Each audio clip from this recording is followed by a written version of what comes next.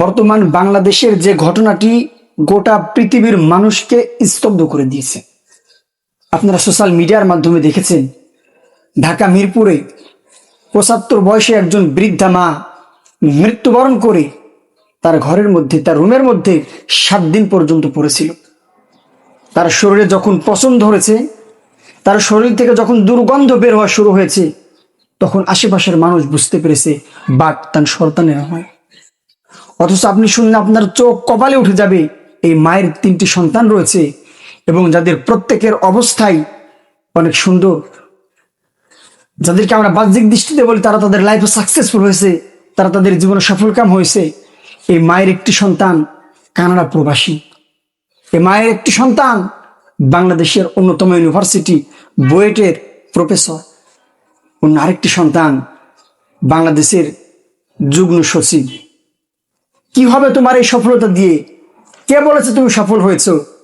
তোমার থেকে বড় হতভাগা এই পৃথিবীর জমিনে আর কেউ নাই। তোমার মায়ের মৃত্যুর সময় যদি তুমি তার পাশে দাঁড়াতে না পারো, কিসের তোমার সফলতা? কে বলেছে তুমি সফল? আমি বলি তুমি দুনিয়ার জীবনের সব থেকে বেশি বিফলতার মধ্যে রয়েছে।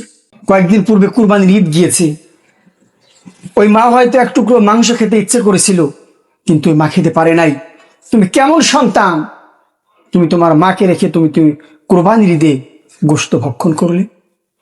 সব থেকে বড় আমার কাছে কষ্ট লেগেছে যখন আমি এই দৃশ্যটি দেখেছি। আমি নিজেকে আর স্থির রাখতে পারি নাই। ওই মা যে ঘরের মধ্যে ইন্তেকাল করেছেন, মৃত্যুবরণ করেছেন, আপনারা দেখেছেন। এই ঘরের মধ্যে কোনো মানুষ থাকতে পারে না। এই ঘরের যে দৃশ্য, আমার মনে হয় কয়েক বছরে ঘরটিকে পরিষ্কার করা হয় না।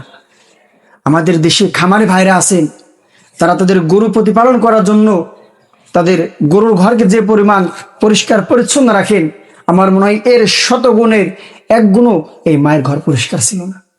ইস, এই ঘটনাটা দেখার পর আমি স্তব্ধ হয়ে গিয়েছি। এজন্যই নবীজি সাল্লাল্লাহু আলাইহি ওয়াসাল্লাম বলেছেন, আল জান্নাতু তাহতা আকদামিল উম্মাহাত, তোমার মায়ের পায়ের নিচে তোমার জান্নাত।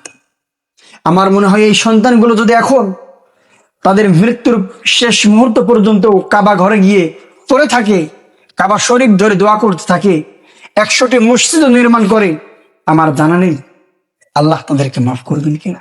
কারণ নবীজি বলেছেন, যদি তুমি তোমার মাকে সন্তুষ্ট করতে পারো তবেই তোমার জন্য জান্নাত। এজন্য সন্তানকে উচ্চ শিক্ষা নয়, সন্তানকে দিন শিক্ষা দিন, সন্তানকে সুশিক্ষা দিন। আল্লাহ তাআলা আমাদের সকলকে কবুল করুন এবং আমরা যেন এরকম পরবর্তী কোনো কন্ডিশন, পরবর্তী এরকম কোনো পরিস্থিতির শিকার না হই।